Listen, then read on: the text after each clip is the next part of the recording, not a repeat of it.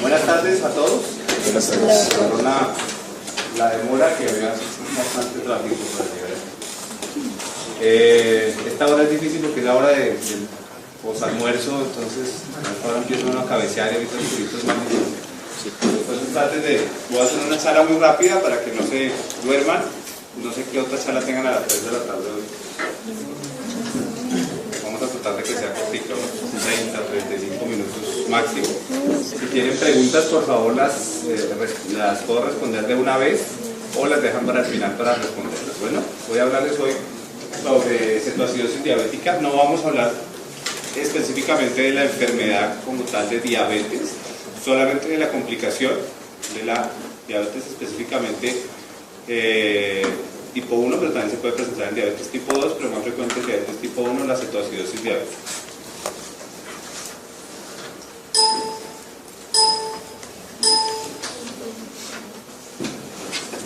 ¿Qué dice la definición de cetoacidosis diabética? Es un estado de descompensación metabólica grave.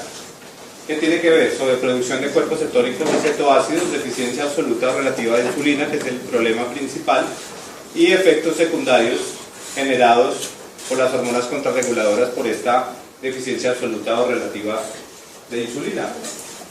Las características principales de la enfermedad es la cetonemia, los cuerpos cetónicos en sangre, cetonuria, cuerpos cetónicos en orina, acidosis metabólica y deshidratación. Los criterios diagnósticos que se tienen en este momento en la literatura, a pesar de que puse aquí una literatura del año 2009, pero en Pediatric Diabetes, que lo pueden encontrar en la actualización que se hace cada año, pero la clasificación no ha cambiado en cuanto a los criterios. Los criterios diagnósticos son la hiperglicemia mayor de 200, cuerpos cetónicos en suero y más de 3 cruces en orina, acidosis metabólica. Ahora estoy pensando y no me presenté, para los que no me conocen, yo soy el doctor Andrés Jauregui, soy pediatra hace 7 años y soy en este momento el coordinador de urgencias pediátricas de la Clínica Universidad de La Sabana, para los que no rotan en la universidad, en la clínica y no me conocen. Mucho gusto para los que no me conocen y perdón por no haberme presentado. Seguimos. Cuanto a la epidemiología, del 35 al 40% de los pacientes que tienen diabetes tipo 1 presentan un cuadro de cetoacidosis diabética. Entre menos desarrollo tenga el país donde se presenta la enfermedad, más posibilidades de que el paciente debute con una cetoacidosis diabética como primera manifestación de la enfermedad de base. En Colombia el debut de cetoacidosis es casi del 80%. En países industrializados, Estados Unidos y algunos países europeos, no llega a ser más del 10 al 20%, porque obviamente a medida que hay una mejor atención de salud primaria y más posibilidades de detectar la enfermedad de manera temprana, pues no van a llegar el paciente a tener que ver en el servicio de urgencias, como si termina siendo aquí en Colombia lo que ocurre. En menores de 5 años la incidencia anual es de 1 a 10% por paciente por año en menores de 5 años, que realmente no tiene una mortalidad alta, pero estos son estudios en países industrializados. Esto también fue sacado de Pediatric Diabetes, donde la incidencia es de 0,15 a 0,30, pero pues en Colombia obviamente la mortalidad también es mucho mayor. La mortalidad en Colombia de cetoacidosis alcanza a ser casi el 10%. Es decir, la diferencia que existe solamente por la forma en que se hace el diagnóstico y la forma en cómo se maneja.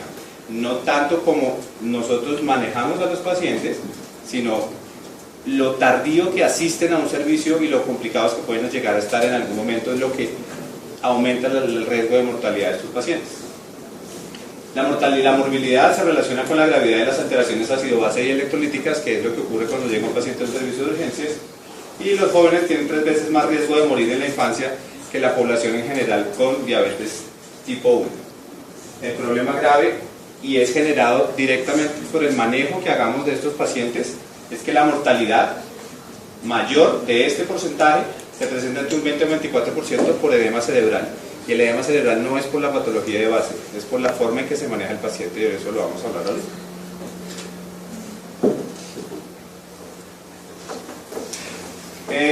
En cuanto a la fisiopatología, la situación que se genera en una cetoacidosis es similar a la que se presenta en un ayuno prolongado.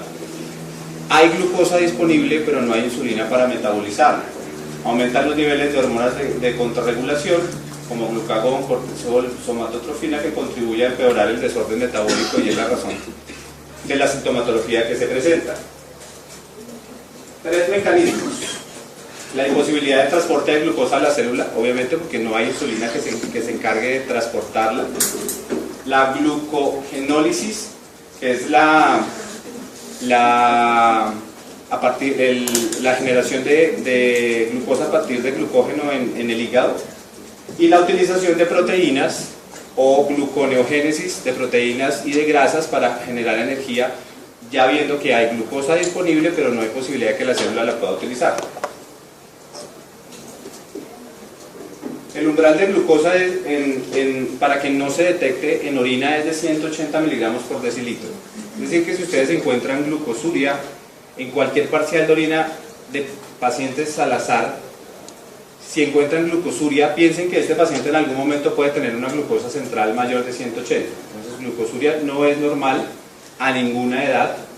Por lo tanto, si encuentran glucosuria, por favor amplíen un poquito los estudios porque puede haber un diagnóstico de diabetes y no sabemos hasta ese momento si es real o no. Pérdida de aguas y sales, por lo cual el paciente tiende a deshidratarse experimentando sed, que es la razón por la cual se genera polidipsia. La glucosuria aumenta obviamente la diuresis es una diuresis osmótica, de la misma forma como se pierde glucosa a través del riñón, la glucosa trae agua y de la misma forma se presenta una poliuria osmótica. Y la glucosuria, producida porque hay una hiperglicemia, produce pérdida calórica que contribuye también a la polifagia y a la pérdida de peso. Entonces esos son los síntomas que el paciente generalmente refiere antes de hacer la cetoacidosis. Paciente que llega con pérdida de peso, con exceso de hambre, exceso de sed y orinando mucho. Esa es la típica historia de un paciente con diabetes.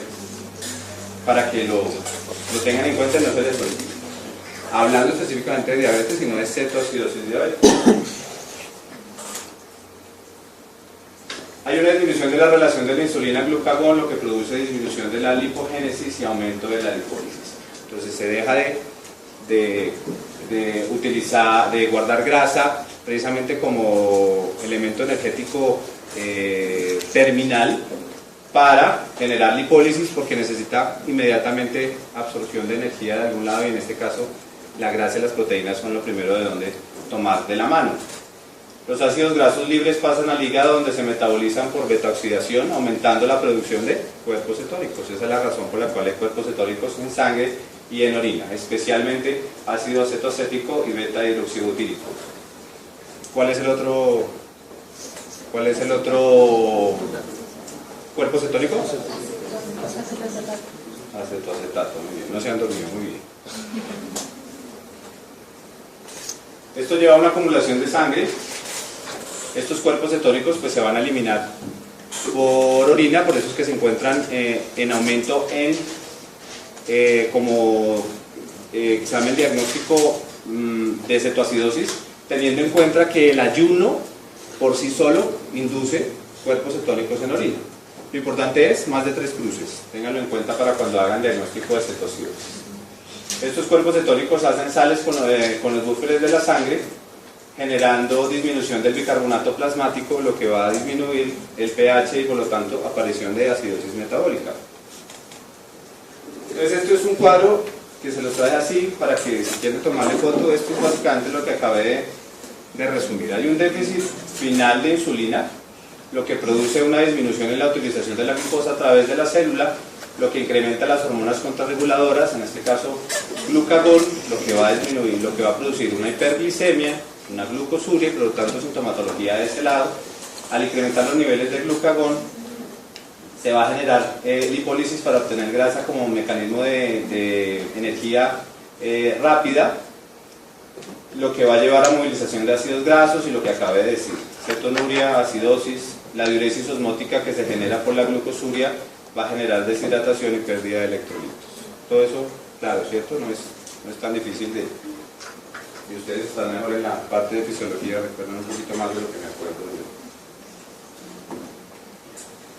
¿Cuáles son los factores desencadenantes? Generalmente en un 60 o un 70% siempre se determina cuál es la razón por la cual un paciente hace cetocidosis. La más importante, las infecciones, en un 32 a un 60%, especialmente neumonías, infecciones, sepsis en general, pancreatitis aguda, hablando de pacientes mayores de 18 años, pancreatitis en niños no es algo frecuente y no se debe pensar como primer diagnóstico diferencial. La diabetes como recién diagnóstico, como les comenté, que debutan con cetoacidosis siendo diabéticos tipo 1, en un 20 al 25% en países industrializados, en nuestro país casi el 80%.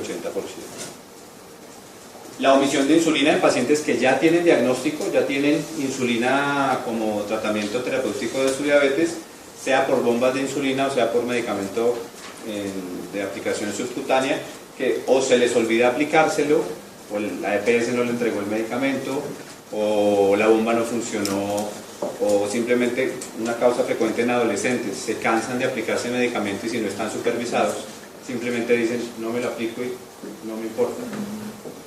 Es una causa también en un 15 a un 20% de factor desencadenante para hacer una cetoacidosis. Fármacos, generalmente también los trae a colación, pero para personas adultas, clozapina,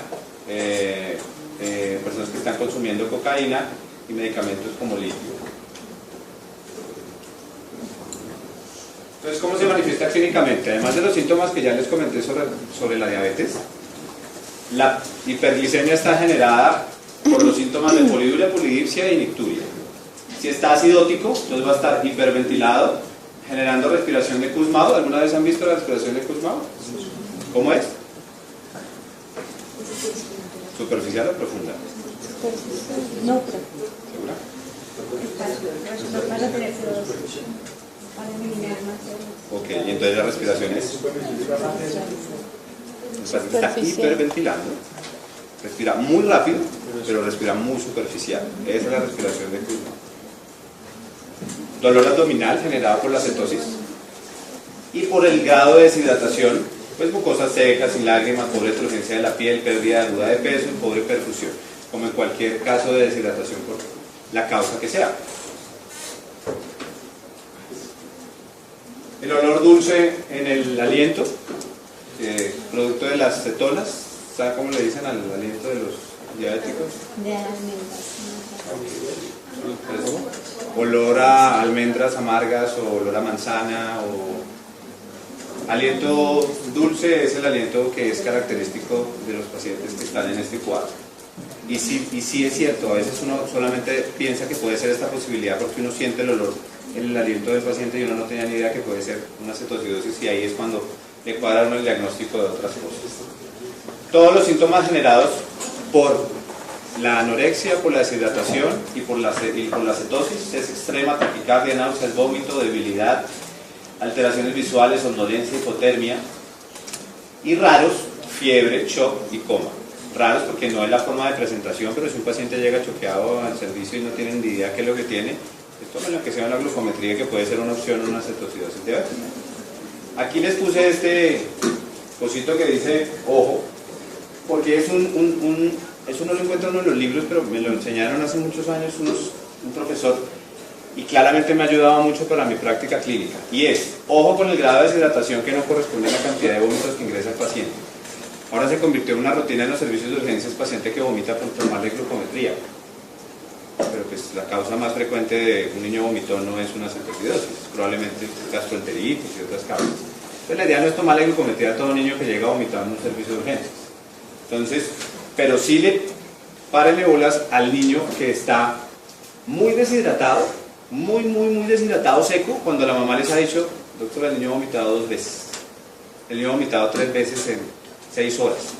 Y ustedes ven al niño ahí quieto, desplayado, mal perfundido, seco, ese es el paciente que hay que pararle bolas, porque ese es el niño que hay que tomarle glucometría, porque puede ser una cetoacidosis diabética que está debutando. Entonces, ¿qué laboratorios vamos a tomar? Dependiendo de dónde estén, porque si están en un hospital de tercer nivel, todo lo que tienen para tomar. En Colombia no tenemos disponibilidad para tomar cetonemia. Nosotros los cuerpos cetónicos para hacer diagnóstico los observamos en orina, ¿ok? En sangre no hay en Colombia. En otros países sí los hay para poder hacer el diagnóstico. Cetonemia, en nuestro caso cetonuria, el anion GAP elevado, un lactato elevado, una hiperglicemia, leucocitosis, hiponatremia, hiperosmolalidad de ácido, todo esto podemos hacerlo, pero ¿qué es importante para hacer diagnóstico? ¿Qué fue lo que habíamos hablado ahorita? 3 cositas. Ojalá lo pudieran tener en todas partes, pero si ustedes van a hacer rural, si todavía tienen interés de hacer rural, puede que no encuentren una máquina de gases arteriales en un primer nivel. Pero si ustedes tienen un parcial de orina y una glucometría que sí las van a tener en cualquier primer nivel, ya pueden hacer posibilidad de diagnóstico. Les faltaría confirmarla con gases para saber la severidad de la enfermedad, pero tenemos otros criterios diagnósticos para hacer severidad y son criterios clínicos. Pero entonces, para determinar la severidad, tenemos parcial de orina, gases, glucometría, y siempre que encuentren glucometría, los glucómetros solamente miden hasta 500 miligramos por decilitro. Cuando aparece más, aparece H. Entonces, cuando aparezca high, piensen que hay que tomarle una glicemia central para confirmar cuánto realmente tiene de glicemia en el momento de ingresar. Entonces, estos son los signos de severidad. Los que están en amarillo, que son estos, son los que utilizamos básicamente para el diagnóstico rápido y certero de la severidad del paciente, pero para eso necesitamos gases.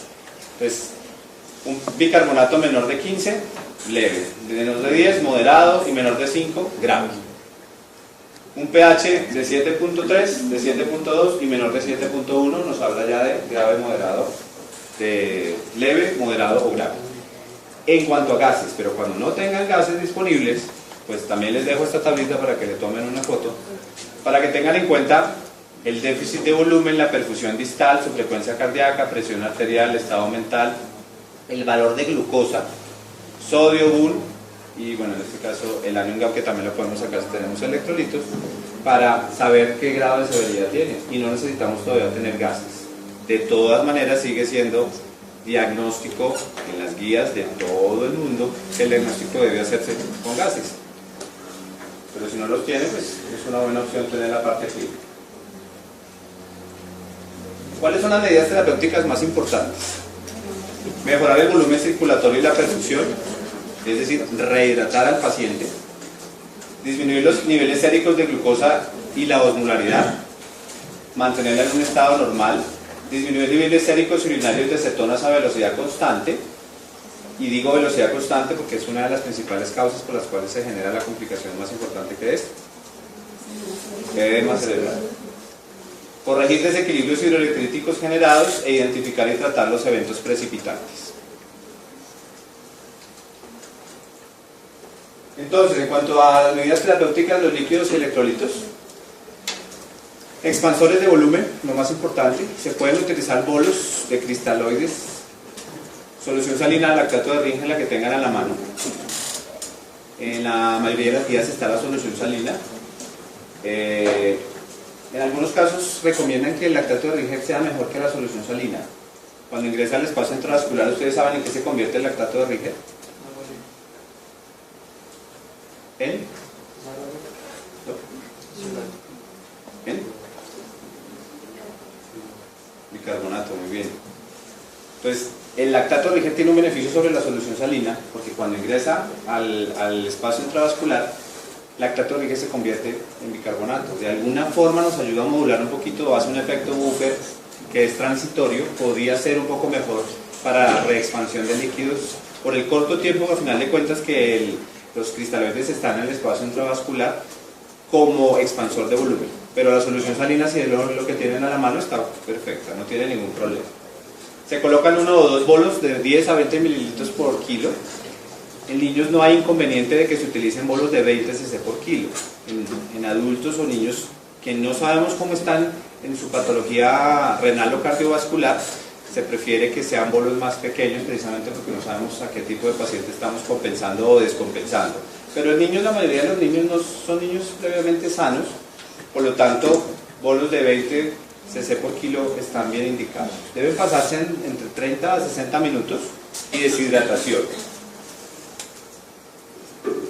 Los criterios diagnósticos que se tienen en este momento en la literatura, a pesar de que puse aquí una literatura del año 2009, pero en Pediatric Diabetes, que lo pueden encontrar en la actualización que se hace cada año, pero la clasificación no ha cambiado en cuanto a los criterios. Los criterios diagnósticos son la hiperglicemia mayor de 200, cuerpos cetónicos en suero y más de 3 cruces en orina, acidosis metabólica. Ahora estoy pensando y no me presento. ¿Qué dice la definición de cetoacidosis diabética? Es un estado de descompensación metabólica grave. ¿Qué tiene que ver? Sobre producción de cuerpos cetónicos y cetoácidos, deficiencia absoluta o relativa de insulina, que es el problema principal, y efectos secundarios generados por las hormonas contrarreguladoras por esta deficiencia absoluta o relativa de insulina. Las características principales de la enfermedad es la cetonemia, los cuerpos cetónicos en sangre, cetonuria, cuerpos cetónicos en orina, acidosis metabólica. Para los que no me conocen, yo soy el doctor Andrés Jauregui, soy pediatra hace 7 años y soy en este momento el coordinador de urgencias pediátricas de la Clínica Universidad de La Sabana, para los que no rotan en la universidad y todavía en la clínica y no me conocen. Mucho gusto para los que no me conocen y perdón por no haberme presentado. Seguimos. En cuanto a la epidemiología, del 35 al 40% de los pacientes que tienen diabetes tipo 1 presentan un cuadro de cetoacidosis diabética. Entre menos desarrollo tenga